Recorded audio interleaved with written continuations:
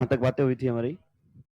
Carb anion के बारे में हम बातें कर रहे थे। और अगर अपन बात करें तो हमने हिड्रोलाइटिक बॉन्ड फ्यूजन के दो टाइप देखे थे। एक में कार्बो केटायन बनाया था और एक में कार्ब एनायन बनाया था। क्लियर? चलिए एक बार हम डेफिनेशन लिख देते हैं कार्ब एनायन की। कार्ब एनायन लिखिए, carbon having negative charge with complete octet. Carbon having negative charge with complete octet. Carbon having negative charge with complete octet.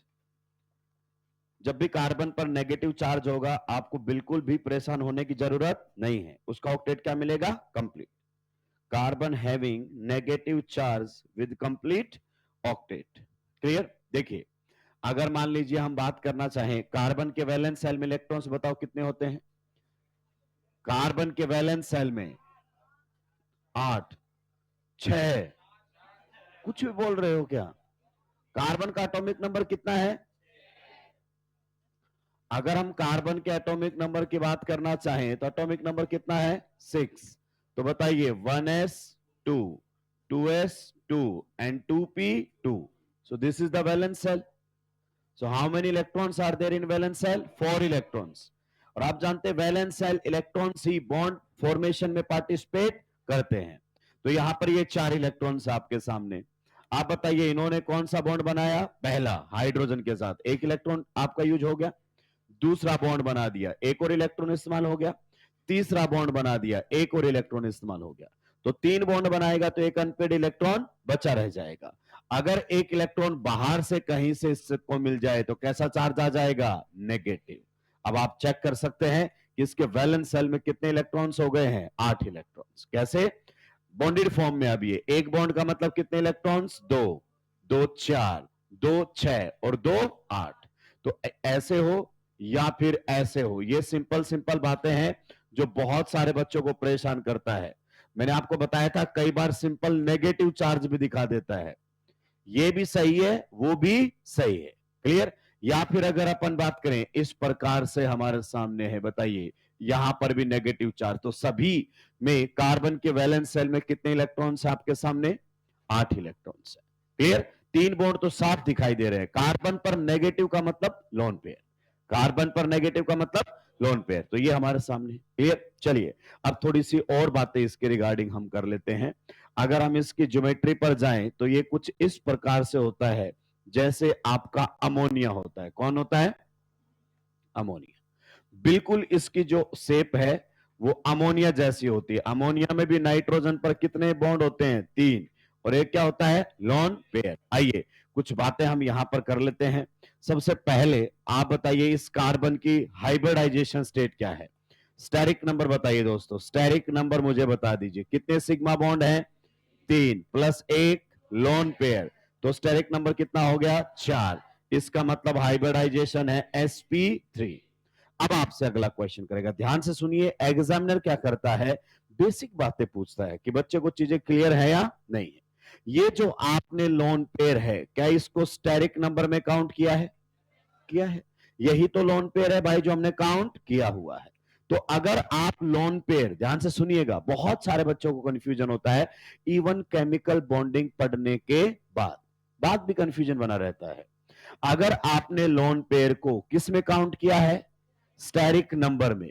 तो जो हाइब्रिडाइजेशन निकल कर आई है ना, उसमें उसी हाइब्रिड ऑर्बिटल में लोन पेयर प्रेजेंट होता है। किसमें? उसी हाइब्रिड ऑर्बिटल में लोन पेयर प्रेजेंट होता है। जैसे अगर हमसे पूछे कि बताइए ये वाला जो लोन पेयर है कहां प्रेजेंट है, तो आप बोलोगे ये प्रेजेंट है sp3 हाइब्रिड ऑर्बिटल में। किसमें?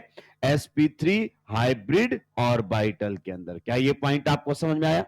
ध्यान से सुनते जाइए एकदम बढ़िया तरीके से। आप मुझे इस कार्बन की हाइब्रिडाइजेशन स्टेट बताएंगे। स्टेरिक नंबर बताइए जल्दी से। कितने सिग्मा दिखाई दे रहे हैं? 1 और 1 2।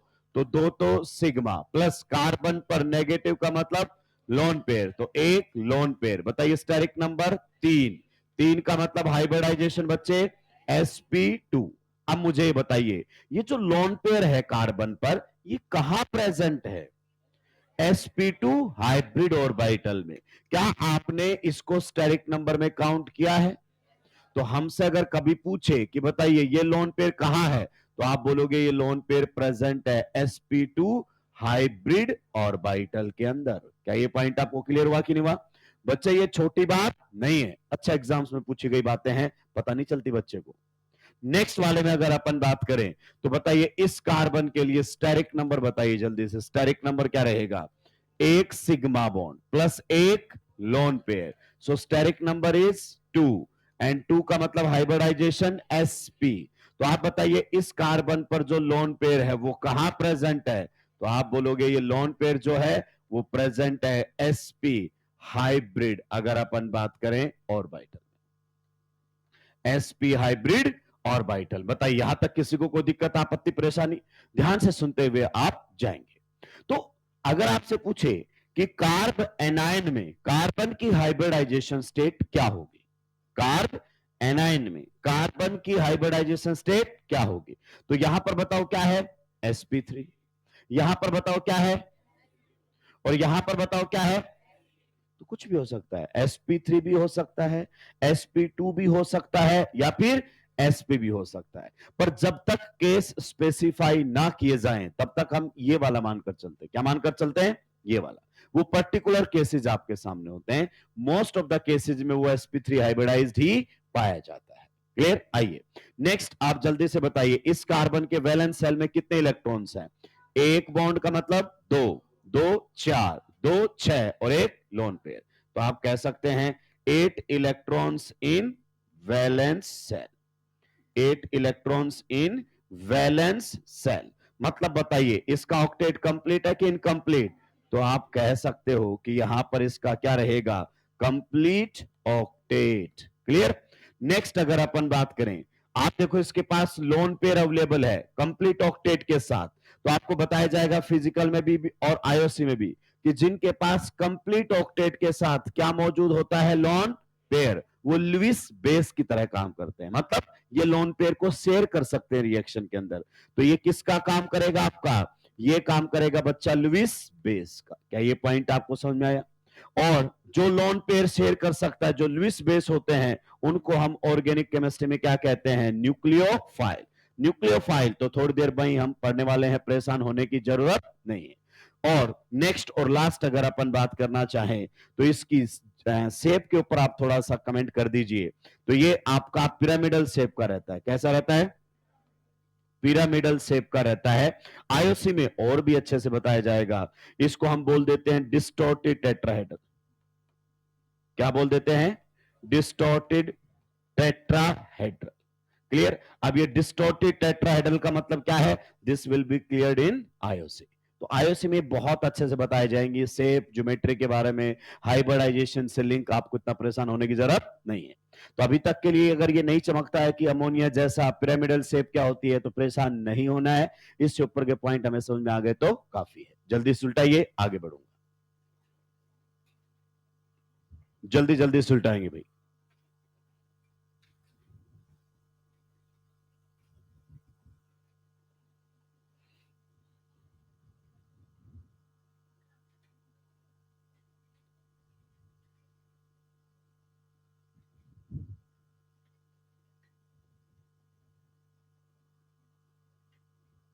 कॉन्कर 2 वाले आइसोमेरिज्म एक्सरसाइज 1 एंड 2 सॉल्व कर लेंगे।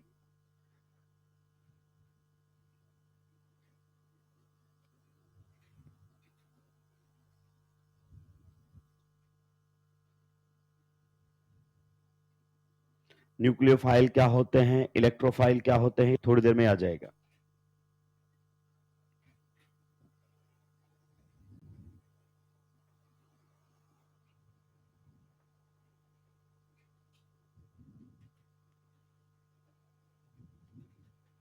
अगर लोन पेयर को स्टेरिक नंबर में काउंट किया जा रहा है, मतलब वो लोन पेयर किस में प्रेजेंट है?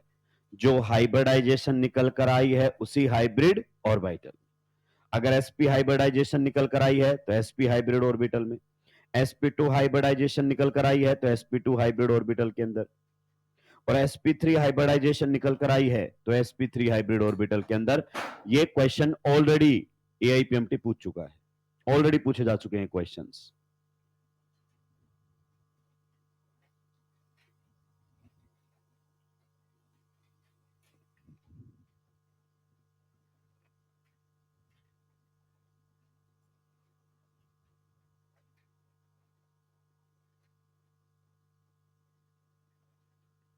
सुलटा दिया है। लेट आने वालों से कभी नहीं पूछूंगा मैं, क्योंकि जो अब आके बैठेगा और सोचे उसको पूरा लिखने का मौका दिया जाएगा, ऐसा बिल्कुल भी नहीं होगा। आपकी कोशिश होनी चाहिए कि आप मुझसे पहले क्लास में पहुंच जाएं। अगर हमारे अंदर इतना डिसिप्लिन नहीं है तो फिर कोई मतलब नहीं है। बैठाइए भाई।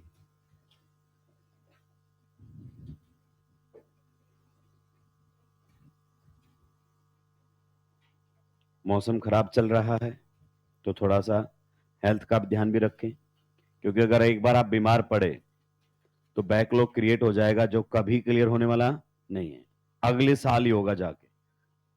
हाँ ये सच है। आने वाले माइनर से पहले पहले अगर आपने अपना बैकलॉग क्लियर नहीं किया तो यकीन मानिए वो अगले साल ही होगा। और ये वन शॉट वगैरह के चक्कर में ना पड़े। बहुत सारे लोग क्लास मिस कर देते हैं, पूरा टॉपिक गायब हो जाता है, फिर 6-7 घंटे के वन शॉट देख लेते हैं। इससे बढ़िया है कि आप खुद 6-7 घंटे पढ़ लीजिए, कम से कम चीजें आपको रिकॉल तो होंगी, याद तो होंगी। सुलटा दिया सभी नहीं। तो इसमें कुछ टर्म्स ऐसी हैं जो आपको शायद ना समझ में आ सकती हैं, पहले वाले जैसे बहुत सारे बच्चों को नहीं चमकेगा कि लुईस बेस क्या होता है। तो जिनके पास लोन पेयर होता है कंप्लीट ऑक्टेट के साथ, वो क्या काम कर सकते हैं, लुईस बेस का। न्यूक्लियोफाइल थोड़ी देर में ही मैं क्लियर कर दूंगा, परेशान होने की जरूरत नहीं। सुलटा दिया है, आगे बढ़ सकते हैं। तो ये हमारे सामने था जब बॉन्ड आपका कैसा टूटा, हिट्रोलाइटिकली। तो जब आपका बॉन्ड हिट्रोलाइटिकली टूटता है तो आप जानते हैं आयोनिक स्पीसीज बनती हैं। क्या बनती हैं, आयोनिक स्पीसीज, यानी कि केटाइंस और एनाइंस की फॉर्मेशन होती है। और हिट्रोलाइटिकली बॉन्ड कब टूटता है, कैसे पता चलेगा, जब आपके बॉन्ड में ईएन डिफरेंस हो, यानी कि पोलैरिटी हो। पोलर बॉन्ड्स आपके हिट्रोलाइटिकली टूटते हैं। नेक्स्ट अगर अपन बात करें तो अब हमारे सामने आता है होमोलैटिक बॉन्ड फ्यूजन। अगला पार्ट रहेगा homolytic bond fusion. Homolytic bond fusion, homolytic bond fusion लिख दीजिए इसके सामने, homolytic bond fusion. when equal distribution of when equal distribution of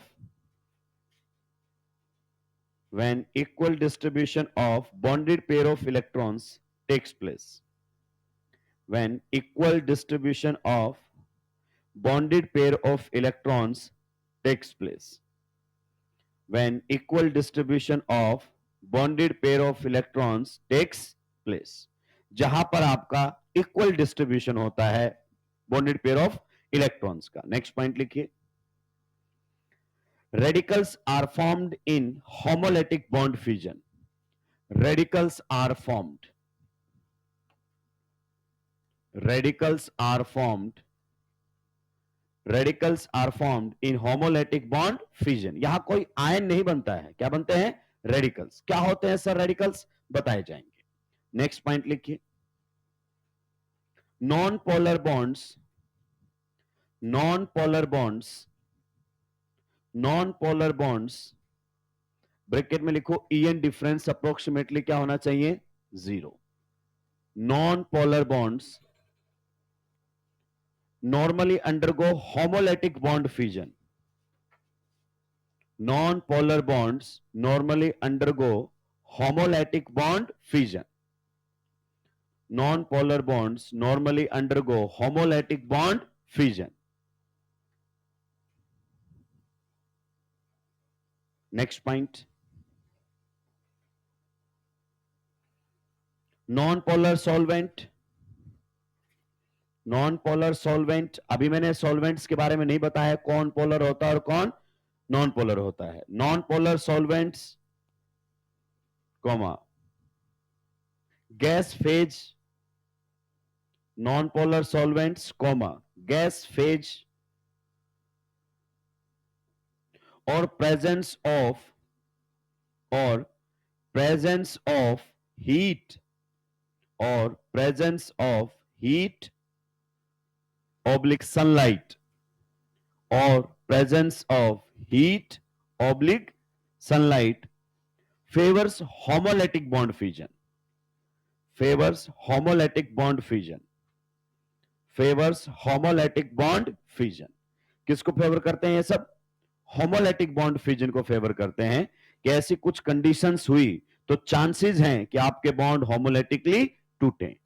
next और last point, reactions which proceed by reactions which proceed by reactions which proceed by homolytic bond fusion, reactions which proceed by homolytic bond fusion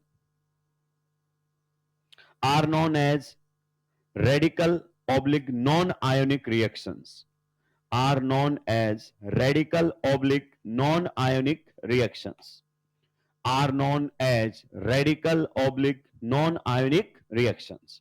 यानी कि जहां पर bond आपके होमोलैटिकली टूट रहे होंगे बच्चे, वो रिएक्शंस आपकी नॉन आयोनिक रिएक्शन या फिर रेडिकल रिएक्शंस के नाम से जानी जाती हैं. आपने बहुत सारी रिएक्शंस सुनी हैं, मैं आपको याद दिलाता हूं, आप ड्रॉ पर हैं. फ्री रेडिकल सब्स्टिट्यूशन, रेडिकल बनते हैं वहां पर.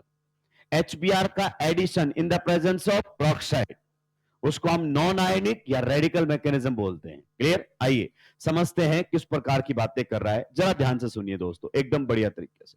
जहां भी आपको समझ में ना आए आप बिंदास पूछ सकते हैं, कहीं कोई दिक्कत नहीं है.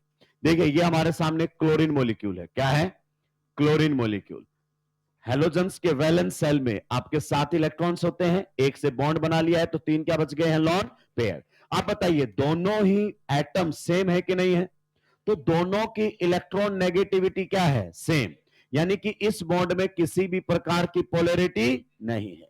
यानी कि जिन दो एटम्स के बीच में बॉन्ड बना हुआ है वहां पर ईएन, डेल्टा ईएन का मतलब इलेक्ट्रॉन नेगेटिविटी डिफरेंस. तो यहां पर जो ईएन डिफरेंस है वो अप्रोक्सीमेटली क्या है? 0. यानी कि किसी प्रकार की कोई पोलैरिटी नहीं है. तो जब इस पर आप बॉन्ड तोड़ने के लिए मान लीजिए आपने हीट दिया, या फिर अगर अपन बात करें बॉन्ड तोड़ने के लिए आपने HNO दिया, तो ये बॉन्ड आपका होमोलैटिकली टूटेगा. कैसे टूटेगा? होमोलैटिकली. जरा ध्यान दीजिए, होमोलैटिकली बॉन्ड टूटने का मतलब क्या है? जब बॉन्ड बनाया तो एक इलेक्ट्रॉन इसमें इधर वाले क्लोरीन का था, एक इलेक्ट्रॉन इसमें उधर वाले क्लोरीन का था, एक एक इलेक्ट्रॉन था. तो जब बॉन्ड टूटेगा तो मिलेगा भी एक, इसको अपना इलेक्ट्रॉन वापस मिल जाएगा और इसको अपना इलेक्ट्रॉन वापस मिल जाएगा. मतलब दो क्या जनरेट हो जाएंगे आपके पास? Chlorine atoms. और इन्हें हम कहते हैं बच्चे फ्री रेडिकल. क्या कहते हैं सर? क्या होते हैं ये फ्री रेडिकल? फ्री रेडिकल वो स्पीसीज होती हैं जिनके पास क्या होता है? Unpaired electrons. क्या होते हैं? अनपेयर्ड इलेक्ट्रॉन्स आपके अवेलेबल होते हैं, उन्हें हम फ्री रेडिकल कहते हैं. Sir what do you mean by unpaired electron? देखो ये पेयर ऑफ इलेक्ट्रॉन्स हो गए दोनों मिलकर, ये भी क्या हो गए बच्चे? Pair of electrons. और ये भी क्या हो गए? Pair of electrons. ये इलेक्ट्रॉन अकेला बचा हुआ है. तो जिनके पास अनपेयर्ड इलेक्ट्रॉन होते हैं उन्हें हम रेडिकल्स या फ्री रेडिकल्स कहते हैं. और इनकी खास बात होती है ये पैरामैग्नेटिक नेचर के होते हैं. किसके होते हैं? पैरामैग्नेटिक नेचर के ये आपको मिलते हैं. पैरामैग्नेटिक इन नेचर, ये आपको बताया जाएगा जब आप आईओसी पढ़ेंगे. Paramagnetic in nature. क्लियर? वहां पर आपको स्पिन मैग्नेटिक मूवमेंट वगैरह सारी बातें बताई जाएंगी. तो जिनके पास भी अनपेड इलेक्ट्रॉन होते हैं वो पैरामैग्नेटिक नेचर के होते हैं. तो यानी कि अनपेड इलेक्ट्रॉन वाली स्पीसीज यहां पर बनेंगी जिन्हें हम रेडिकल्स या कई बार फ्री रेडिकल्स के नाम से भी जानते हैं. आइए नेक्स्ट एग्जांपल हम कुछ और इसी तरीके से लेते हैं. मान लीजिए हमारे सामने ये मॉलिक्यूल दिया हुआ है. देखिए इसमें भी कार्बन हाइड्रोजन बॉन्ड में कोई खास ईएन डिफरेंस नहीं है. sp3 कार्बन और आपके हाइड्रोजन की ईएन अप्रोक्सीमेटली क्या होती है? सेम. मैं ये नहीं कह रहा एग्जैक्टली सेम है, पर अप्रोक्सीमेटली क्या है? सेम. तो ईएन डिफरेंस बहुत ज्यादा नहीं है. तो जब आप इस बॉन्ड को तोड़ने की कोशिश करोगे तो इस बॉन्ड के टूटने के चांसेस बताइए ज्यादातर कैसे रहेंगे? होमोलैटिकली. कैसे रहेंगे? होमोलैटिकली। बॉन्ड तोड़ने के लिए आपको एनर्जी देनी पड़ेगी, हीट की फॉर्म में दे सकते हो आप, in the form of H new. H new आप जानते हो ना, फोटोन, फॉर्म ऑफ एनर्जी। तो बॉन्ड आपका टूट जाएगा होमोलैटिकली, एक इलेक्ट्रॉन इसे मिलेगा और एक इलेक्ट्रॉन इसे मिलेगा। तो आप लोगों के सामने फिर से देखिए क्या जनरेट होकर आ जाएंगे, रेडिकल्स। क्या जनरेट होकर आ जाएंगे, रेडिकल। इसको हम क्या कह देते हैं, रेडिकल कह देते हैं। कई बार हम इसी को ही मैं क्या बोल दूंगा, फ्री रेडिकल बोल दूंगा। क्या बोल दूंगा, फ्री रेडिकल। और ये रेडिकल कार्बन पर है तो इसी को ही मैं कई बार क्या बोल दूंगा, कार्बन फ्री रेडिकल। तो आपको इससे परेशान होने की जरूरत नहीं है। कई बार बच्चा छोटी छोटी टर्म्स की वजह से कंफ्यूज हो जाता है, मैं कई बार कुछ बोल देता हूं, कई बार कुछ बोल देता हूं। तो आप समझिए, रेडिकल का मतलब अनपेड इलेक्ट्रॉन उसके ऊपर अवेलेबल है, फ्री रेडिकल का मतलब भी वही है। इन शॉर्ट फ्री रेडिकल को ही क्या बोल देते हैं, रेडिकल। अब मैंने क्या बोला है, कार्बन फ्री रेडिकल, मतलब जो अनपेड इलेक्ट्रॉन है वो किस पर प्रेजेंट है, कार्बन पर प्रेजेंट है। तो सारी एक ही बात बता रहा है, तो इससे हमें कंफ्यूज होने की जरूरत नहीं है। अब आप समझिए, जब आपसे पूछेगा कि बताइए बॉन्ड होमोलैटिकली टूटेगा या हेट्रोलैटिकली, तो हम कैसे पहचानेंगे। अब हम दोनों पढ़ चुके हैं। अगर इस बॉन्ड में ईएन डिफरेंस होता तो ये हेट्रोलैटिकली टूटता, अगर इस बॉन्ड में ईएन डिफरेंस नहीं है तो ये बॉन्ड होमोलैटिकली टूटेगा। और जब होमोलैटिकली टूटेगा तो आपके आयंस नहीं बनेंगे, और हेट्रोलैटिकली टूटेगा तो आयंस बनेंगे। जल्दी से नोट डाउन करेंगे, आगे बढ़ूंगा।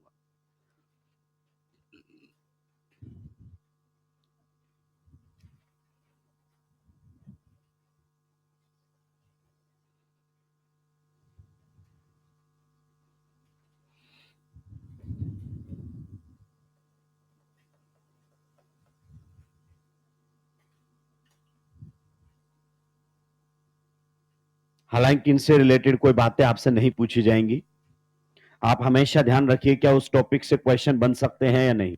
तो ये टॉपिक्स आपकी बेसिक अंडरस्टैंडिंग बनाने के लिए है।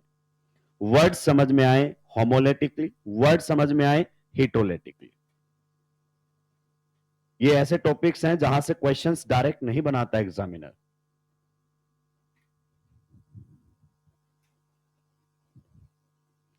और जैसे जैसे आप सब्जेक्ट में आगे बढ़ेंगे तो ये दो कौड़ी की बातें हो जाएंगी हमारे लिए। शुरुआत में हो सकता है आज जाकर आप इनको बहुत भयंकर तरीके से रटें, रूम बंद करके जोर जोर से चिल्लाएं, homolytic bond fission, equal distribution of electrons, non polar bonds में होता है, इन कंडीशंस पर होता है। पर जब आप रिएक्शन में पढ़ेंगे तब आपके लिए बहुत हल्की बात हो जाएगी। फ्री रेडिकल सब्स्टिट्यूशन में ये कई बार आएगा।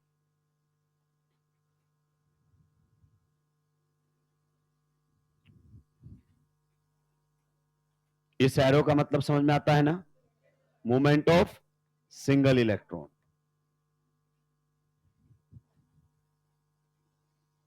सुलटा दिया सभी ने।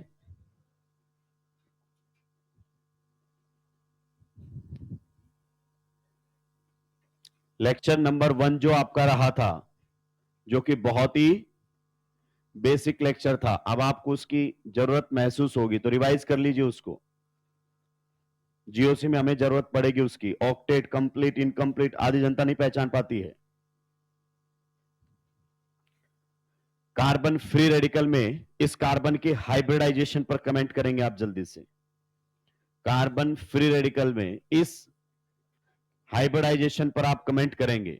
स्टेरिक नंबर बताइए, अभी तो जुगाड़ से चलना पड़ेगा। स्टेरिक नंबर बताइए कितने सिग्मा बॉन्ड है, 1 2 3। तो 3 सिग्मा बॉन्ड। क्या कोई लोन पेयर है, नहीं। ये तो लोन पेयर नहीं, ये तो अनपेयर्ड इलेक्ट्रॉन है, इसको काउंट नहीं करना। तो लोन पेयर कितना है, 0। तो स्टेरिक नंबर 3 मतलब हाइब्रिडाइजेशन क्या रहेगी, sp2। तो कार्बन फ्री रेडिकल में आपका जो कार्बन होता है वो sp2 हाइब्रिडाइज्ड है। दोस्तों ध्यान दीजिए, इसको लोन पेयर मत काउंट कर लीजिए। एक इलेक्ट्रॉन होता है तो उसे हम अनपेड इलेक्ट्रॉन कहते हैं, जब 2 इलेक्ट्रॉन आ जाते हैं तो उसे हम लोन पेयर कहते हैं। आगे बात समझ में। तो वो लोन पेयर नहीं है, वो एक सिंगल इलेक्ट्रॉन है। सुलटा दिया है। अब हम थोड़ा सा इस पर भी, इसकी ज्योमेट्री और वो सब बातें कर लेते हैं, ये भी हमारे लिए बेहद इंपॉर्टेंट रहने वाला है। आइए, सभी के पेन डाउन होने चाहिए। मैं आपको बताता हूं, आपने अभी अभी वापस मैं रिकॉल करवा देता हूं कि कार्बन फ्री रेडिकल में अभी अभी आपने बताया है कि इस कार्बन की हाइब्रिडाइजेशन क्या है, sp2। sp2 का मतलब इसकी जो शेप होगी वो होगी ट्राइगोनल प्लेनर। ट्राइगोनल प्लेनर का मतलब है एक ट्राइंगल बनेगी और वो सारे एटम्स किस में रहेंगे, एक ही प्लेन के अंदर रहेंगे। क्लियर। तो अगर हम इसकी ज्योमेट्री की बात करना चाहें तो ये हमारे सामने कार्बन है, बताओ टोटल कितने बॉन्ड बना रखे इसने, 3। तो यहां पर एक हाइड्रोजन आपका कुछ इस प्रकार से है वेज पर। वेज का मतलब ये हाइड्रोजन किसकी तरफ है, आपकी तरफ, यहां पर हवा में है। क्लियर। दूसरा हाइड्रोजन अगर अपन बात करें तो कहां पर है, डैश पर, मतलब आपसे दूर। और तीसरा हाइड्रोजन आपका यहां पर है। क्लियर। और ये कहना चाहता है बच्चे कि ये तीनों के तीनों एक ही किस में लाई कर रहे हैं, ट्रायंगल में, मतलब एक ही प्लेन में। सारे एटम्स अभी तक जो आप लोगों के सामने हैं they are lying in the same plane. अब आपके दिमाग में आएगा कि सर जरा इधर सुनिए, अगर हम बात करना चाहें कार्बन के इलेक्ट्रॉनिक कॉन्फ़िगरेशन की, किसकी बात करें, कार्बन के इलेक्ट्रॉनिक कॉन्फ़िगरेशन के, एटॉमिक नंबर 6, एटॉमिक मास 12, तो बताइए सबसे पहले क्या रहेगा 1s2, फिर क्या रहेगा 2s2 और फिर क्या रहेगा 2p2। तो आप बताइए वैलेंस शेल में p ऑर्बिटल्स कितने हैं, 3, px py एंड pz। और आप बताइए हाइब्रिडाइजेशन क्या है, sp2। इसका मतलब समझो मिक्सिंग में कौन गया है, एक s और 2 p ऑर्बिटल आपस में मिक्स हुए। टोटल कितने ऑर्बिटल मिक्स हुए हैं, 3। तो बने भी कितने होंगे, 3। हाइब्रिडाइजेशन का कॉन्सेप्ट होता है कि जितने एटॉमिक ऑर्बिटल मिक्स होते हैं उतने ही एटॉमिक ऑर्बिटल यानी कि हाइब्रिड ऑर्बिटल बनते हैं। क्लियर। तो कितने मिक्स हुए हैं, 3, तो बनेंगे भी कितने, 3। और हाइब्रिड ऑर्बिटल से नॉर्मली कौन से बॉन्ड बनाए जाते हैं, सिग्मा। तो आप देखिए इस कार्बन के ऊपर एक sp2 हाइब्रिड ऑर्बिटल ये रहा, जिसने इसने हाइड्रोजन से क्या बना रखा है, बॉन्ड। एक और sp2 हाइब्रिड ऑर्बिटल ये रहा, जिससे इसने क्या बना रखा है, हाइड्रोजन के साथ बॉन्ड। और एक और sp2 हाइब्रिड ऑर्बिटल ये रहा, जिससे क्या बना रखा है इसने, बॉन्ड। और आप जानते हैं sp2 मतलब बॉन्ड एंगल कितने का है, 120 डिग्री। मींस ये sp2 हाइब्रिड ऑर्बिटल्स आपके 120 के एंगल पर हैं। अभी भी आप जानते हैं कि कार्बन के वैलेंस शेल में एक बच गया है। अगर कौन मिक्सिंग में गया है, px एंड py, तो pz अभी भी आपका बचा हुआ है। अगर px और py मिक्सिंग में गए हैं तो जो प्लेन बनकर आएगा वो कौन सा प्लेन बनकर आएगा, xy प्लेन। समझने के लिए आप कह सकते हैं xy प्लेन। इट मींस ये तीनों बॉन्ड कौन से प्लेन के अंदर लाई कर रहे हैं, एक्स वाई प्लेन के अंदर लाई कर रहे हैं। और एक पी ऑर्बिटल अभी भी आपका बचा हुआ है, जो इसकी एक लोब परपेंडिकुलर अप और एक परपेंडिकुलर डाउन, जिसमें कौन मौजूद है, आपका अनपेयर्ड इलेक्ट्रॉन। तो जो ये अनपेयर्ड इलेक्ट्रॉन है ये कहां पर मौजूद है, ये पी ऑर्बिटल के अंदर मौजूद है, प्योर पी ऑर्बिटल के अंदर मौजूद है, अनसेड पी ऑर्बिटल के अंदर मौजूद है, अनहाइब्रिड पी ऑर्बिटल के अंदर मौजूद है। और इसी पी ऑर्बिटल की वजह से, सुनना ध्यान से, इसी पी ऑर्बिटल की वजह से आगे चलकर ये रेडिकल हाइपर कॉन्जुगेशन करेगा, आगे चलकर ये रेडिकल रेजोनेंस करेगा, आगे चलकर ये रेडिकल कई बार आपका कायरलिटी सेंटर में भी कन्वर्ट होगा। तो ये जो आपका ऑर्बिटल है इसको हम क्या कह देते हैं बेटा, आप इसको पी ऑर्बिटल बोल दीजिए। क्लियर।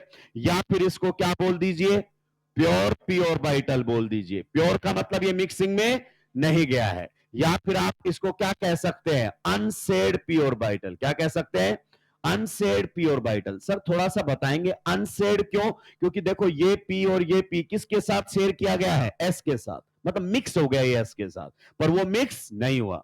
आप इसको अनसेड पी ऑर्बिटल कह सकते हैं। और क्या कह सकते हैं आप इसको, अनहाइब्रिड पी ऑर्बिटल। क्या कह सकते हैं, अनहाइब्रिड पी ऑर्बिटल। जो मिक्सिंग में चले जाते हैं वो हाइब्रिड बनते हैं, और ये कैसा है, अनहाइब्रिड। तो आपसे स्टेटमेंट टाइप क्वेश्चंस यहां पर पूछ सकता है।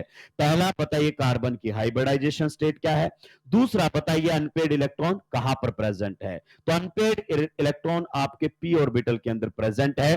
दोस्तों कुछ दिन पहले ही, मतलब 1-2 दिन पहले ही हमने पढ़ा था एक और, जिसका नाम था कार्बोकेटायन। आइए जरा इससे कंपेयर कर देता हूं मैं। ये हमारे सामने कौन है, कार्बोकेटायन। बताइए इसमें कार्बन का स्टेरिक नंबर क्या रहने वाला है, कितने सिग्मा बॉन्ड है, 3, प्लस लोन पेयर 0, तो स्टेरिक नंबर 3, मतलब हाइब्रिडाइजेशन sp2। सही बात है कि नहीं। इसकी भी हमने ज्योमेट्री डिस्कस की थी और इसकी ज्योमेट्री काफी हद तक बिल्कुल वैसा ही था जैसा आपका कार्बन फ्री रेडिकल आप देख रहे हैं। बताइए sp2 इस प्रकार से आपके सामने अवेलेबल था। मैंने आपको यह भी बताया था कि ये तीनों बॉन्ड्स किस में लाई कर रहे हैं, एक ही प्लेन के अंदर इस प्रकार से। और एक p ऑर्बिटल बच गया है क्योंकि इसमें भी कितने मिक्सिंग में गए हैं बताओ, दो। तो जो बचा हुआ p ऑर्बिटल है वो इसके परपेंडिकुलर अप और परपेंडिकुलर डाउन। फर्क कितना सा था कि यहां पर ये कैसा था, वैकेंट p ऑर्बिटल था। कैसा था, वैकेंट p ऑर्बिटल, मतलब एकदम खाली। पर यहां पर ये कैसा है, यहां पर ये आपका है हाफ फील्ड p ऑर्बिटल। कैसा है, हाफ फील्ड p ऑर्बिटल। आप बताओ एक ऑर्बिटल में मैक्सिमम कितने इलेक्ट्रॉन्स आ सकते हैं बच्चे, दो। और इसमें कितना है, एक। तो ये हाफ फील्ड है। कैसा है, हाफ फील्ड p ऑर्बिटल है। जो मेन डिफरेंस इन दोनों के बीच में है वो ये है कि इसका p एकदम खाली था और इसके p में एकमात्र इलेक्ट्रॉन है। अब इसमें बच्चा ये भी कंफ्यूज रहता है कि सर आपने तो इस वाली लोब में इलेक्ट्रॉन दिखा दिया है और मैंने अगर गलती से नीचे वाले में दिखा दिया तो मेरा सही होगा या गलत होगा। अरे भाई समझो, ये तो इलेक्ट्रॉन को दिखाने की एक रिप्रेजेंटेशन है। इसका मतलब ये नहीं है कि ये ऊपर वाली लोब में ही है। जब आप लोब बनाते हो, अगर आपने कभी पढ़ा हो केमिकल बॉन्डिंग, इसका मतलब क्या है समझ में आता है कि इस इलेक्ट्रॉन के पाए जाने की प्रोबेबिलिटी यहां पर सबसे ज्यादा है कि ये जो इलेक्ट्रॉन है इस एरिया में मिलेगा। और यहां पर जिसे आप नोड कहते हो, इलेक्ट्रॉन पाने की प्रोबेबिलिटी 0 है। तो आप ये मत समझो कि ये ऐसे बना दिया तो ये इलेक्ट्रॉन यही मौजूद है। इसका मतलब है कि ये जो आपने ये वाला एरिया बनाया है ना, इसमें ये इलेक्ट्रॉन कहीं भी हो सकता है। आप इससे कंफ्यूज होने की कोशिश ना करें। तो आप इसको अपर लोब में दिखाएं, लोअर लोब में दिखाएं, इससे कोई फर्क पड़ने वाला नहीं है। क्लियर। चलिए आइए कुछ बातें इसके रिगार्डिंग हम और कर लेते हैं। कुछ बातें अगर हम इसके रिलेटेड करें तो बताइए, इसमें कार्बन के वैलेंस सेल में कितने इलेक्ट्रॉन्स है, बताते जाइए मुझे। इस वाले पर बात करेंगे। सबसे पहले बताओ कितने इलेक्ट्रॉन्स है वैलेंस सेल में, दो, दो चार, दो छह और एक सात। तो आप कह सकते हैं 7 इलेक्ट्रॉन्स इन वैलेंस सेल। क्या है, 7 इलेक्ट्रॉन्स इन वैलेंस सेल। मतलब वैलेंस सेल में कितने इलेक्ट्रॉन है, 7। इवन या ऑड, तो ये आपकी ऑड इलेक्ट्रॉन स्पीसीज है। कैसी है, ऑड इलेक्ट्रॉन स्पीसीज आप लोगों के सामने है, जो कि नॉर्मली कैसी मिलेगी आपको, पैरामैग्नेटिक इन नेचर। आईओसी में बताया जाएगा, परेशान मत होना, तब तक मैं पूछूंगा भी नहीं। Clear, paramagnetic in nature. जब आप पढ़ेंगे आईओसी तो ये सारी बातें बताई जाएंगी।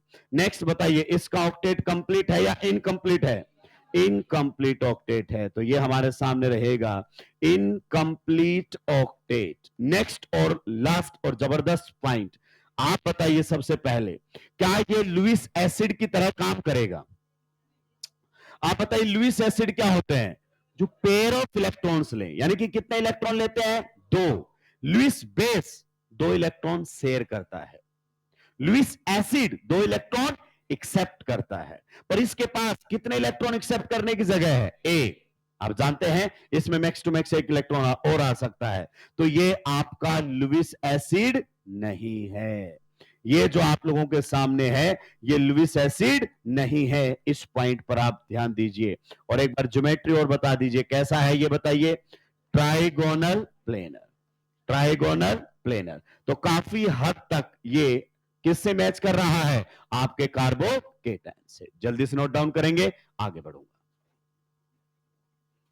पैरामैग्नेटिक नेचर और ये सब अगर आपको नहीं चमकता है अभी से तो परेशान मत होना, क्योंकि जब आप आईओसी पढ़ेंगे तब डिटेल में बताया जाएगा सबको कि क्यों आपकी odd electron species paramagnetic nature की होती है। तब तक आपसे नहीं पूछा जाएगा।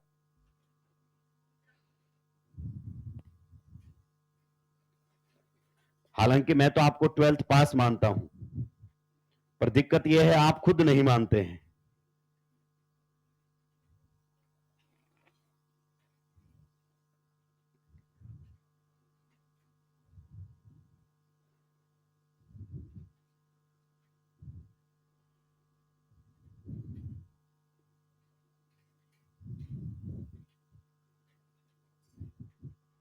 अभी तक जितनी भी बात लिखी है ये सब एनसीईआरटी में, इवन एग्जैक्टली डायग्राम बनाए एनसीईआरटी ने।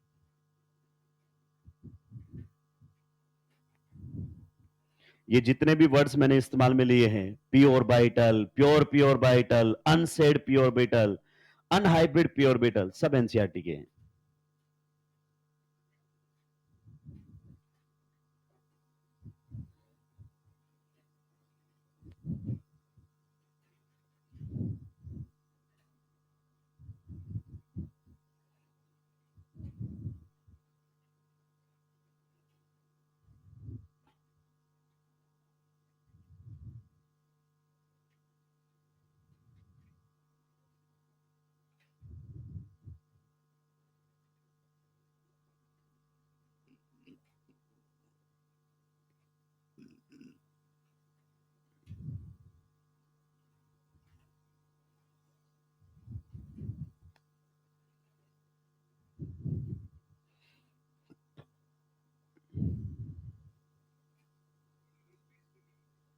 बेस कैसे होगा बेटा? बेस तो वो होता है जो पेयर ऑफ इलेक्ट्रॉन शेयर करे, और शेयर वो करेगा जिसका खुद का ऑक्टेट कंप्लीट होगा। आप बताइए इसका खुद का ऑक्टेट कंप्लीट है कि इनकंप्लीट है? How many electrons are in valence shell? 7। तो आप लिख भी सकते हो इनकंप्लीट ऑक्टेट। जहां भी आपको कंफ्यूजन हो आप पूछ सकते हैं, खुद से कोई कॉन्सेप्ट नहीं बनाएंगे। आप और मैं एक ही साइड है, आपकी कोई इज्जत नहीं है कि सर मैंने छोटी सी बात पूछी तो बाजू वाले को कैसा लगेगा। लगने तो उससे क्या फर्क पड़ता है, क्योंकि हर दिन बाजू वाला बदलता रहेगा। तो आपकी कोई इज्जत नहीं, और जब आपकी नहीं है तो हमारी भी कोई नहीं। सही बात है कि नहीं? आपका सिलेक्शन होगा तो ही हम जाने जाएंगे, वरना कोई मतलब नहीं।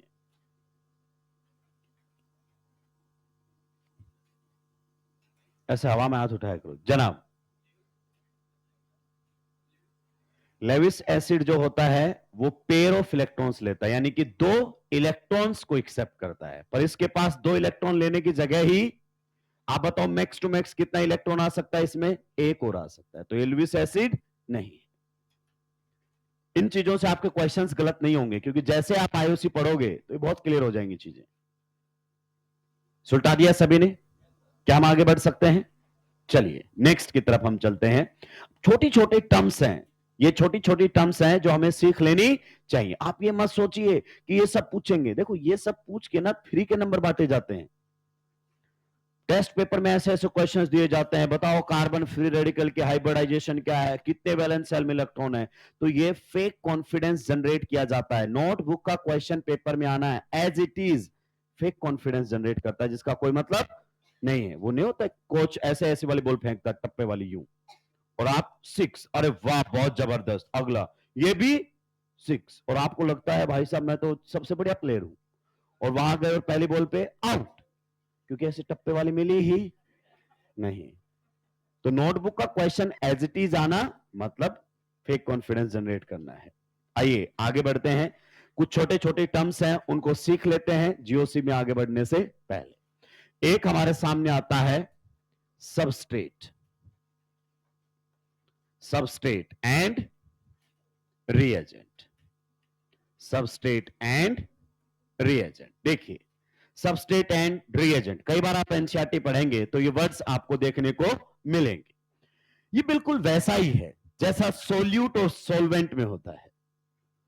सोल्यूट एंड सोलवेंट में आप सॉल्यूशन ही शायद पढ़ रहे हैं। तो क्या होता है सोल्यूट?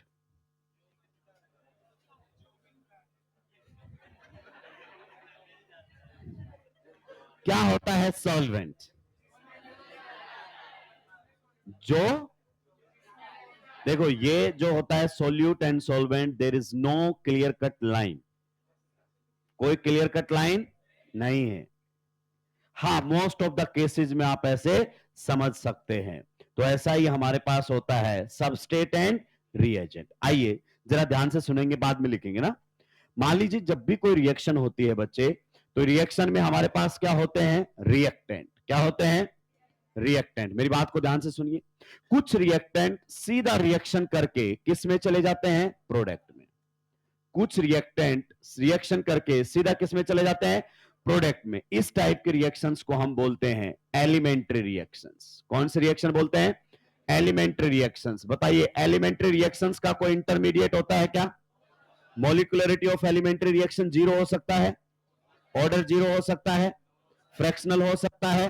काइनेटिक्स भी रिवाइज करवा रहा हूं। चलिए नेक्स्ट अगर अपन बात करें, कुछ रिएक्शंस हमारी ऐसी होती है जिनमें आपका रिएक्टेंट रिएक्शन करता है और पहले किस में कन्वर्ट होता है, इंटरमीडिएट में। किस में कन्वर्ट होता है, इंटरमीडिएट के अंदर। क्लियर? और फिर वो किस में कन्वर्ट हो जाता है, प्रोडक्ट के अंदर। कई बार क्या होता है, प्रोडक्ट के साथ कुछ अजीब चीजें भी बन जाती है जो हम बनाना नहीं चाहते, तो हम साथ में उनको लिख देते हैं साइड प्रोडक्ट। क्या कहते हैं, साइड प्रोडक्ट। मतलब कौन से प्रोडक्ट होते हैं, जो डिजायर्ड नहीं थे, जो मतलब हम नहीं चाहते थे लेकिन साथ में बनते हैं रिएक्शन के अंदर, उन्हें हम क्या कहते हैं, साइड प्रोडक्ट। जैसे आप जानते हैं, मतलब आप मान लीजिए गार्डन में घास लगाना चाहते हैं, आपने तो घास लगाई थी लेकिन उसमें साथ में कुछ और पौधे भी। क्लियर? तो आप कह देंगे कि ये साइड प्रोडक्ट हमने नहीं लगाए थे, अपने आप लग गए हैं। तो मेन प्रोडक्ट जो हम बनाना चाहते हैं, जो नहीं बनाना चाहते थे वो भी बन गया, तो उसे हम क्या कह देते हैं, साइड प्रोडक्ट। अब आते हैं साहब किस पर, इंटरमीडिएट पर। ये है साहब हम, ये है हम इंटरमीडिएट। टीचर का रोल इंटरमीडिएट का है। मतलब ना तो हम एग्जामिनेशन सेंटर में आपके साथ जाएंगे और ना ही जो रिजल्ट आएगा तब हम वहां पर होंगे। हम बीच में होते हैं, आपको पढ़ाते हैं और पढ़ा के निकल लेते हैं। इंटरमीडिएट का काम करते हैं हम। तो इंटरमीडिएट वो होते हैं जो ना रिएक्टेंट साइड होते हैं और ना ही प्रोडक्ट साइड होते हैं, जो बीच में बनते हैं और निपट जाते हैं। क्लियर? जैसे आप यहां पर कोटा में आएंगे, काफी लोगों से आपकी दोस्ती होगी, घर आने से पहले आप उनको नहीं जानते थे और जैसे ही आपका कोर्स खत्म होगा, घर जाने के बाद वो भी आपको नहीं जानेंगे। तो वो इंटरमीडिएट वाली रिलेशन कुछ यहां पर रहती है, मतलब in between the reactant and product. आइए इंटरमीडिएट मैं कुछ लिखता हूं, बच्चा बाद में कहता है आकर कि सर आपने बोला था ये इंटरमीडिएट होते हैं। अरे इंटरमीडिएट कुछ भी हो सकता है, in between the reactant and product. मैं जो लिखने जा रहा हूं वो इन जर्नल बनते हैं। क्या बनते हैं? जो लिख रहा हूं केवल वही नहीं होते, उनके अलावा भी होते हैं। आप काइनेटिक्स पढ़ चुके हैं, कॉम्प्लेक्स रिएक्शन के अंदर आपके रिएक्टेंट और प्रोडक्ट के बीच में जो बनते हैं उन्हें हम क्या कहते हैं, इंटरमीडिएट। नॉर्मली जो ऑर्गेनिक केमिस्ट्री में इंटरमीडिएट हम देखेंगे, जैसे कि कार्बोकेटायन। तो कार्बोकेटायन जब आपके सामने बनता है तो वो एज एन इंटरमीडिएट बनता है। कई जगह पर आपको क्या बनता हुआ दिखाई देगा, कार्बन फ्री रेडिकल। क्या बनता हुआ दिखाई देगा, कार्बन फ्री रेडिकल। क्या ये पॉइंट आपको समझ में आ गया है? कई जगह आपको क्या बनता हुआ दिखाई देगा, कार्ब एनायन। क्लियर? कई जगह पर अगर अपन बात करना चाहें तो आपको नाइट्रीन भी बनता हुआ दिखाई देगा। अब आप ये मत समझ लेना कि इंटरमीडिएट 4 टाइप के होते हैं, ये आपके खुद की अंडरस्टैंडिंग है जो आप बना लेते हैं। मतलब इंटरमीडिएट ये भी होते हैं, ऐसे समझा करो। इनके अलावा भी कोई भी रिएक्शन के अंदर आ सकता है। आइए अब हम आते हैं इसके ऊपर। देखो दोनों में ही है रिएक्टेंट, तो ये आपकी कैसी रिएक्शन कहलाती है बच्चे, कैसी रिएक्शन कहलाती है, कॉम्प्लेक्स रिएक्शन। सही बात है कि नहीं है? तो ये रिएक्शंस जिनमें इंटरमीडिएट बनते हैं वो कॉम्प्लेक्स, जिनमें नहीं बनते हैं वो एलिमेंट्री। तो ये भी आपका रिएक्टेंट है। रिएक्टेंट दोनों में ही होता है। तो आपके रिएक्टेंट को ही हम कितने टुकड़ों में तोड़ देते हैं, 2 टुकड़ों में। ये हमारे सामने है रिएक्टेंट, इसी को ही हम 2 टुकड़ों में तोड़ देते हैं। एक रिएक्टेंट को हम क्या बोलने लग जाते हैं, सबस्ट्रेट, और एक रिएक्टेंट को हम क्या बोलने लग जाते हैं, रिएजेंट। एक रिएक्टेंट को हम बोल देते हैं सबस्ट्रेट और एक रिएक्टेंट को हम बोल देते हैं reagent. It is just like your solute and solvent. कोई क्लियर कट डिफरेंस नहीं है, कोई भी क्लियर कट डिफरेंस नहीं है। आप इस बात को समझिए।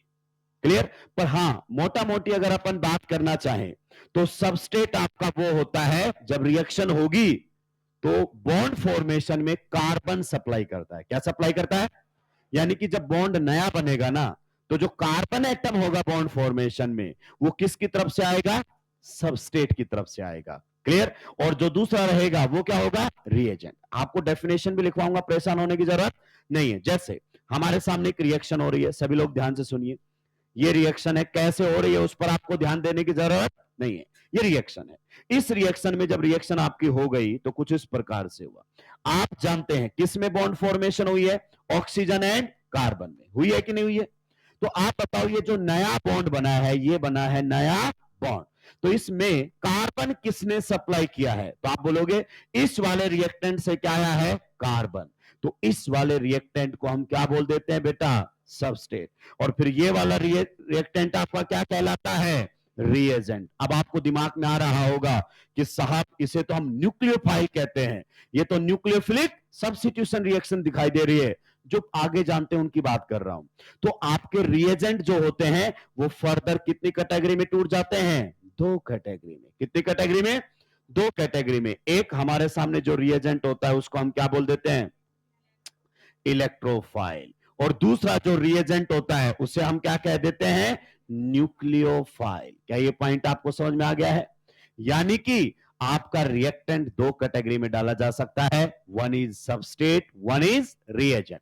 जो नया बॉन्ड बन रहा है उसमें कार्बन जो सप्लाई कर रहा है उसे हम सबस्ट्रेट कह देते हैं, और जो कार्बन सप्लाई नहीं कर रहा है उसे हम रिएजेंट कह देते हैं। और रिएजेंट भी दो टाइप के हो सकते हैं, या तो न्यूक्लियोफाइल या फिर इलेक्ट्रोफाइल। पर कुछ रिएक्शंस दोस्तों ऐसी होती हैं जिसमें बॉन्ड फॉर्मेशन में कार्बन दोनों ही साइड से आ जाता है। इनफैक्ट जो बॉन्ड बनता है वो बनता है किसके बीच में है? Carbon and carbon.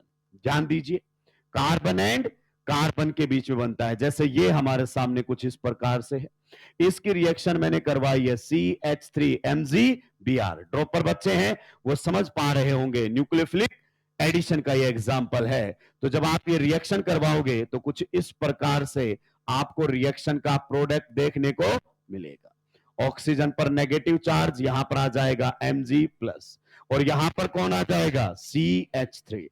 तो देखो जो बॉन्ड बना है वो ये बना है, नया बॉन्ड बना है कि नहीं बना है? आप बताइए बॉन्ड बना ही किसके बीच में है? Carbon and. तो आपका ये कार्बन कार्बन बॉन्ड में ये कार्बन कहां से आया है? यहां से। और ये कार्बन कहां से आया है? यहां से। तो दोनों ही कार्बन सप्लाई कर रहे हैं। जो बॉन्ड बना है वो कार्बन कार्बन के बीच में ही बना है। क्लियर? तो एक कार्बन इधर से आया है और एक कार्बन इधर से आया है। तो अब आपकी पहले वाली डेफिनेशन अप्लीकेबल नहीं रही। तो फिर दूसरी डेफिनेशन कि जब रिएक्शन हो रही है तो आपका ज्यादा फोकस किस पर है? आपका ज्यादा फोकस इस पर है या ज्यादा फोकस इस पर है? अब आप बोलोगे मुझे कैसे पता चलेगा कि किस पर फोकस करना है? ये बात बिल्कुल सही है। अभी मैं कितना भी चिल्ला लूं, अभी मैं नहीं पता चलेगा आपको कि आपको फोकस कौन से वाले रिएक्टेंट पर करना है, इस वाले रिएक्टेंट पर करना है या इस वाले रिएक्टेंट पर करना है। लेकिन हां, मैं आपको हल्की सी हिंट दे सकता हूं अभी भी। केमिकल रिएक्शन कैसी होंगी ये कौन डिसाइड करता है? Functional group. कौन डिसाइड करता है? और फंक्शनल ग्रुप इधर वाले के पास है, कौन है? कीटोन। कौन है? इसका मतलब हमारा ध्यान इस पर होना चाहिए कि कीटोन किस टाइप की केमिकल रिएक्शंस देता है। मतलब इस वाले रिएक्टेंट पर हमारा क्या है? मोर फोकस्ड है हम। इस वाले रिएक्टेंट पर हम क्या है? More focused. मतलब ये तो बदलते रहेंगे, इनसे कोई लेना देना, इसके रिएक्शन करने का अंदाज क्या रहेगा? सेम। तो ये आगे चीजें जाकर समझ में आएंगी। अभी आप ध्यान दीजिए इस बात पर। अभी आपको केवल दो ही बातें क्लियर होनी चाहिए कि आप रिएक्टेंट्स को ही क्या बोलते हैं? Substrate and reagent. सर मुझे सबस्ट्रेट और रिएजेंट में इस वाले में तो कुछ समझ में आ भी गया है, लेकिन यकीन मानिए दूसरे वाले एग्जांपल में कुछ भी नहीं चमका। मैं खुद कह रहा हूं नहीं चमकेगा। क्यों? क्योंकि केमिकल रिएक्शन में अभी आपको नॉलेज ही, लेकिन जब ये रिएक्शन पढ़ोगे तब आपको साफ पता चलेगा कि हमारा ध्यान इस पर ज्यादा है, उस पर नहीं है। क्लियर? तो टाइम आने पर आपसे बातें हो जाएंगी, अभी आपको परेशान होने की जरूरत नहीं है। तो इसमें केवल इतना सा ध्यान देना है कि यस, दो वर्ड्स होते हैं सबस्ट्रेट एंड रिएजेंट, हमें उनकी थोड़ी सी नॉलेज है। छापिए। कहने का मतलब यह है कि आप वहां परेशान ना हो जो आपसे कोई पूछने वाला ही नहीं है।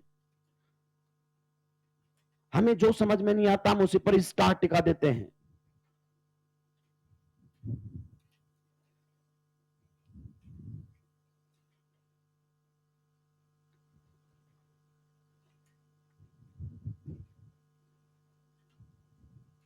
जल्दी जल्दी सुलटाएंगे भाई लोगों।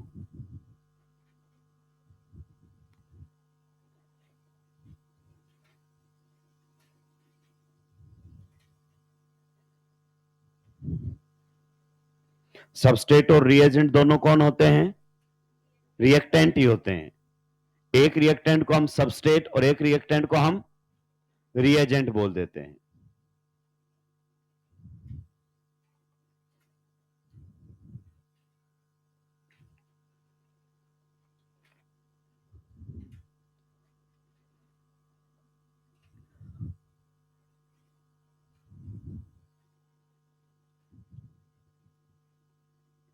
जो in between reactant and product बनते हैं उन्हें हम क्या बोलते हैं? इंटरमीडिएट। क्या इंटरमीडिएट आपके फाइनल रेट एक्सप्रेशन में आता है? नहीं, उसको हटाना पड़ेगा।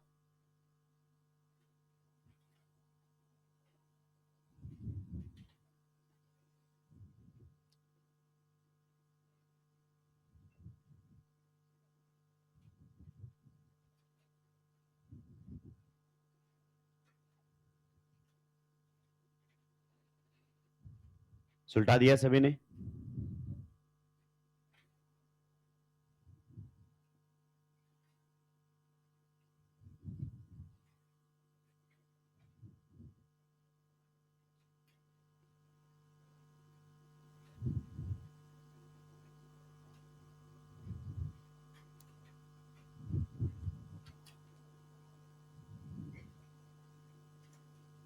ये केमिकल रिएक्शन कैसे हुई इस पर बिल्कुल ध्यान देने की जरूरत नहीं है।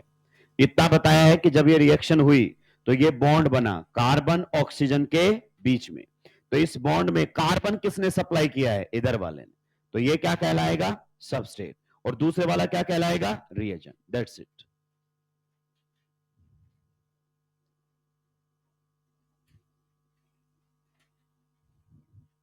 Can we move to the next slide? सुलटा दिया सभी ने? तो ये बेसिक बेसिक इंफॉर्मेशन है। इन पर क्वेश्चंस नॉर्मली नहीं आए हैं और आते भी नहीं है। आगे बढ़ जाऊं? कोई ऐसा जिसने नहीं लिखा हो? जल्दी करो, स्पीड को मेंटेन कीजिए।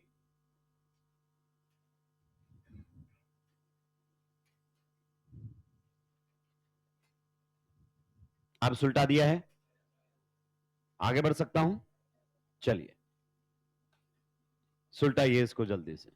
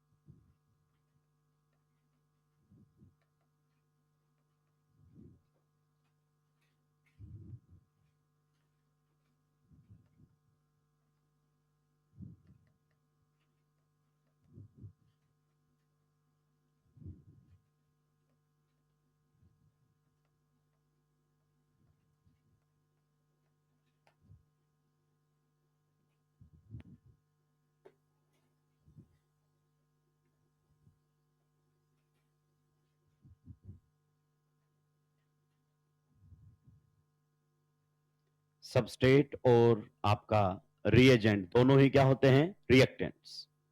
रिएक्शन में जो कार्बन सप्लाई कर रहा है उसे हम सबस्ट्रेट कहते हैं।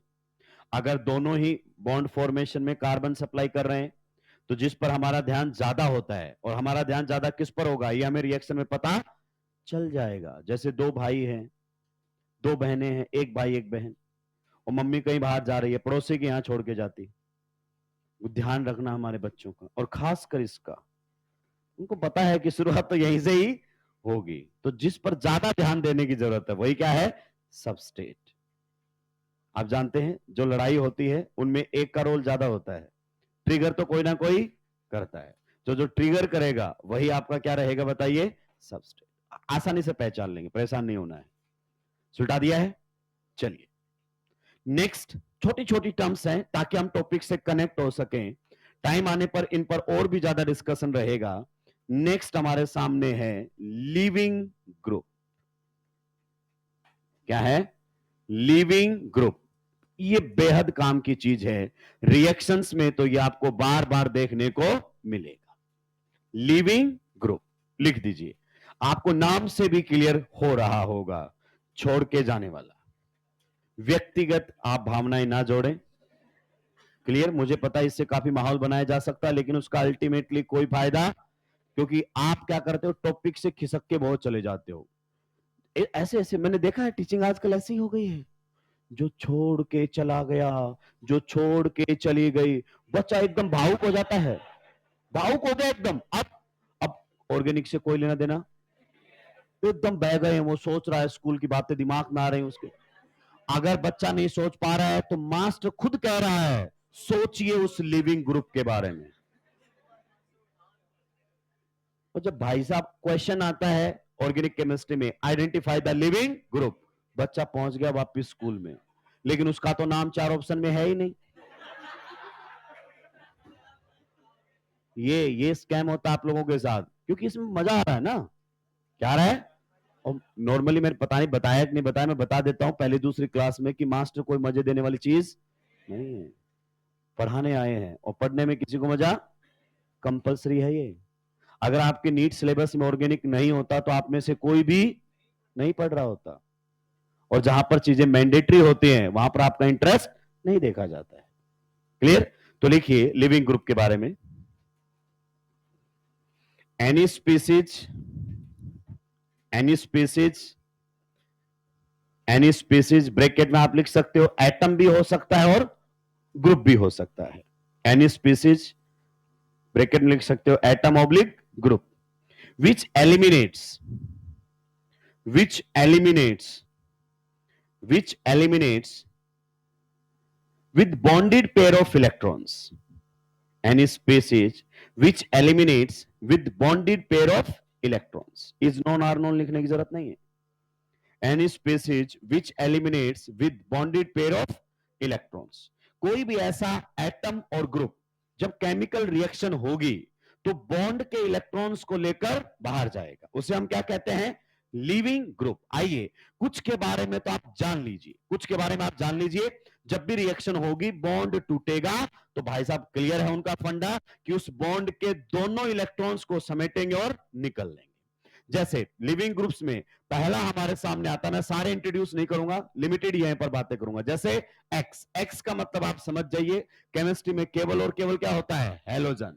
जैसे fluorine, chlorine, bromine and iodine, ये सारे के सारे आपके क्या होते हैं, leaving groups. Halogens are leaving groups. Sir थोड़े से एग्जांपल बताओगे? बिल्कुल, एग्जांपल में कहीं कोई दिक्कत नहीं है।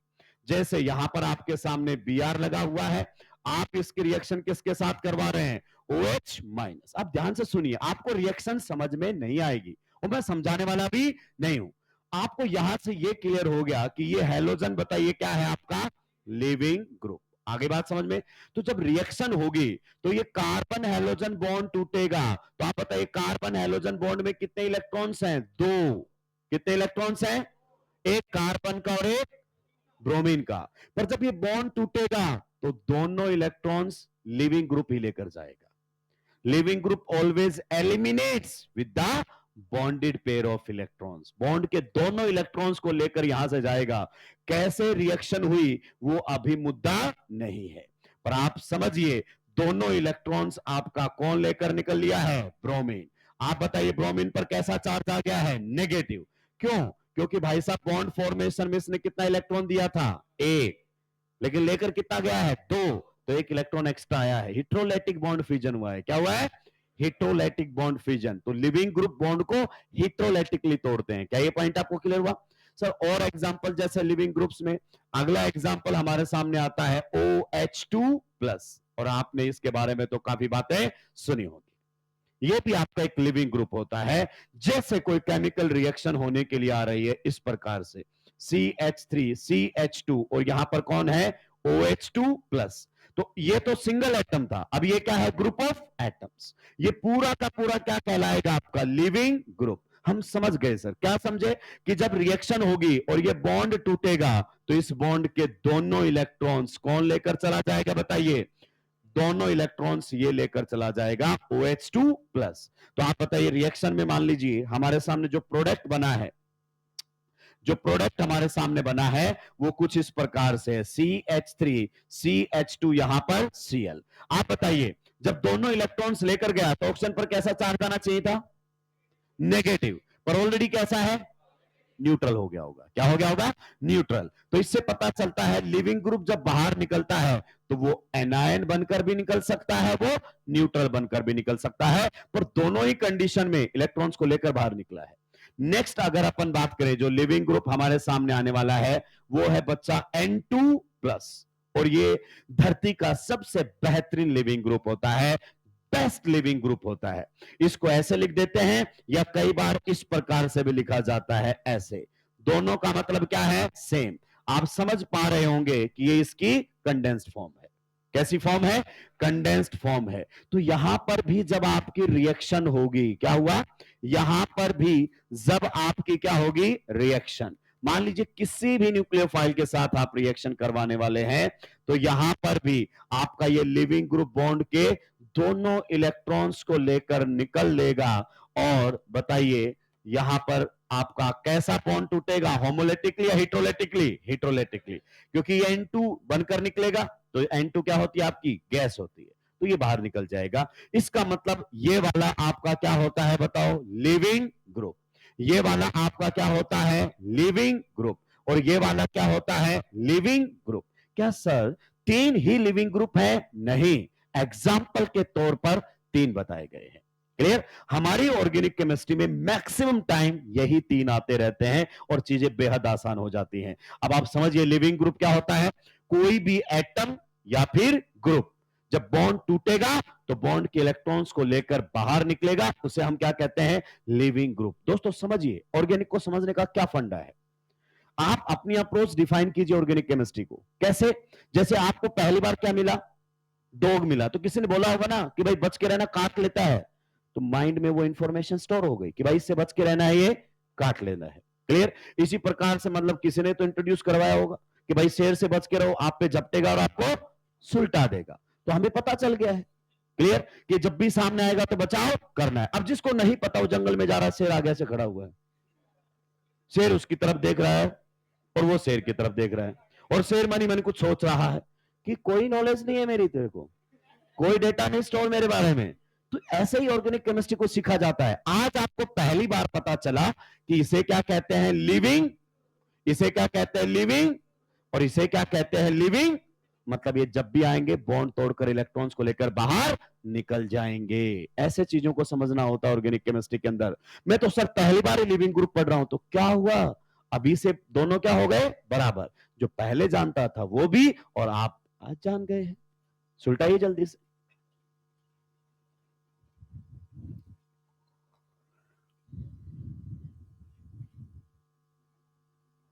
जल्दी जल्दी सुलटा देंगे दोस्तों। आप बोलोगे आप क्वेश्चन तो कुछ करवाए नहीं रहे हो इसके ऊपर, टर्म्स को इंट्रोड्यूस कर रहा हूं,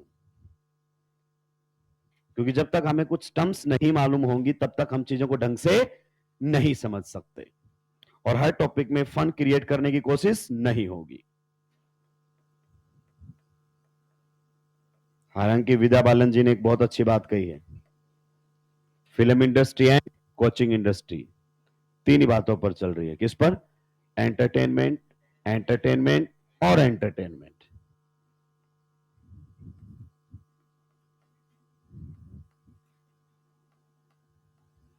आजकल हम टीचर्स का पढ़ाने से ज्यादा ध्यान रील बनाने पर हो गया है।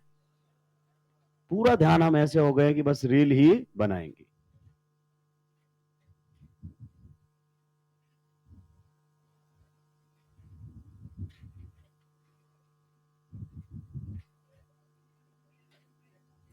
ऑलवेज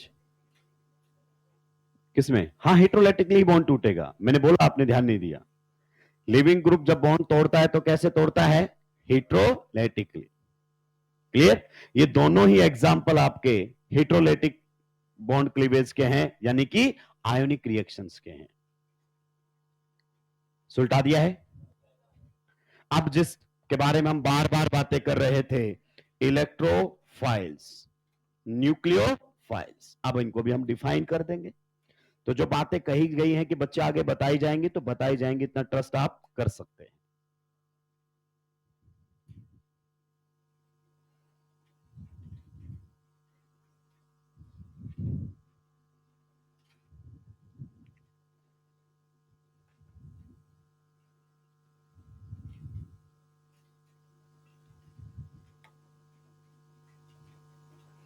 आपको रिएक्शन पर ध्यान नहीं देना है कि सर मुझे नहीं समझ में आया रिएक्शन कैसे हुई, तो मैं आपको क्लियर कर दूं, मैंने नहीं समझाया। मैंने केवल आपको क्या देखना पहचानना बताया है? Leaving group. कि अच्छा ये वाले लिविंग ग्रुप होते हैं और ये जब भी आते हैं तो बॉन्ड को तोड़ के इलेक्ट्रॉन्स दोनों अपने पास लेके निकल लेते हैं, दोनों इलेक्ट्रॉन यही लेकर जाएंगे। सुलटा दिया है। चलिए नेक्स्ट अब हम आ रहे हैं इलेक्ट्रोफाइल्स एंड न्यूक्लियोफाइल्स। आइए मैं आपको फिर से इंट्रोड्यूस करवा देता हूं कुछ चीजों को लेकर। आप जानते हैं जब कोई रिएक्शन होती है तो उसमें क्या होता है? आपका रिएक्टेंट, और वो किस में कन्वर्ट हो रहे होते हैं? प्रोडक्ट के अंदर। आप बताइए ये एलिमेंट्री रिएक्शन है या कॉम्प्लेक्स? तुम्हें किसने बता दिया? मैंने कहा लिखा? ये किसने कहा? वाह, कमाल कर दिए हो, कमाल करते हैं आप सभी लोग। कोई भी रिएक्शन जब लिखी जाती है तो सीधी लिखी जाती है, इंटरमीडिएट बता के लिखता है क्या? किसी रिएक्शन को देखकर पहचान दोगे वो आपकी एलिमेंट्री है या कॉम्प्लेक्स है? पहचान दोगे? ये बताओ, कौन लिखेगा इसमें? इंटरमीडिएट बीच में कोई नहीं लिखता है, वो तो मैंने समझाने के लिए बताया है। जब मैं बोल रहा था पिछले, मैंने खुद बोला था वो एलिमेंट्री है। ये कौन सी रिएक्शन है? SN1। कौन सी है? SN1। एलिमेंट्री या कॉम्प्लेक्स? कॉम्प्लेक्स। क्लियर? पर केटाइन इंटरमीडिएट थोड़ी दिखाऊंगा, वो तो मैकेनिज्म में बताया जाएगा कि डायरेक्ट कन्वर्ट नहीं हो रहा है। क्लियर? तो ये आपकी कोई रिएक्शन है जिसमें रिएक्टेंट किस में कन्वर्ट हो रहे हैं? प्रोडक्ट में। ध्यान से पढ़ना वरना काइनेटिक्स में ढंग से छिलूंगा मैं। SN1 की फुल फॉर्म बताना। Unimolecular substitution reaction. And what is the molecularity? One. And the type of reaction, elementary or complex? But molecularity is not defined in case of complex reactions. Then why are you saying it is unimolecular? Time आने पर बताया जाएगा। आइए वापस लौटते हैं। ढंग से मतलब ढंग से। आइए, रिएक्टेंट को हमने दो पार्ट में तोड़ दिया था। कितने पार्ट में? दो पार्ट में। एक पार्ट को हमने क्या बोला बच्चे? सबस्ट्रेट। याद आया कि नहीं आया? डिस्कशन हो चुका है। एक पार्ट को हमने क्या बोला बच्चे? रिएजेंट। और इन्हीं रिएजेंट को हम कितने पार्ट में तोड़ देते हैं? दो पार्ट में। मेरे पास जगह नहीं है, कुछ को हम क्या बोल देते हैं? इलेक्ट्रोफाइल्स। क्या कह देते हैं? इलेक्ट्रोफाइल्स। और कुछ को हम क्या कह देते हैं? न्यूक्लियोफाइल्स। क्या ये पॉइंट आपको समझ में आया? तो आपके इलेक्ट्रोफाइल्स और न्यूक्लियोफाइल्स भी रिएक्टेंट ही होते हैं, पर रिएक्टेंट की स्पेशल कैटेगरी डाल दी। रिएक्टेंट को कितने टाइप में डाल दिया? दो में। One is substrate, one is reagent. और रिएजेंट को भी दो में तोड़ दिया है, एक को इलेक्ट्रोफाइल और एक को न्यूक्लियोफाइल। ये सारी इसलिए कह रहा हूं ताकि आप कंफ्यूज ना हो। जल्दी से सुलटाइए। अब हम वन बाय वन आएंगे इलेक्ट्रोफाइल पर और न्यूक्लियोफाइल पर।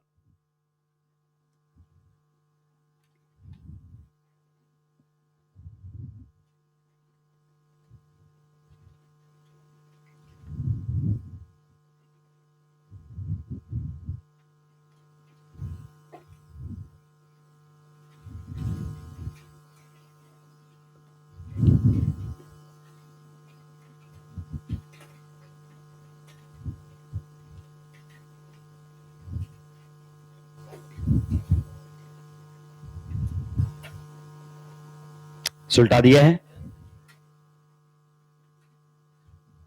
सभी ने? तो आप कहने का मतलब यह है कि इलेक्ट्रोफाइल न्यूक्लियोफाइल भी रिएक्टेंट्स होते हैं। जैसे इस रिएक्शन में ये न्यूक्लियोफाइल है, इस रिएक्शन में ये न्यूक्लियोफाइल है, तो रिएक्टेंट ही होते हैं ये, पर कैटेगरी हमने अलग कर दी है। आइए अब वन बाय वन आते हैं इनके ऊपर।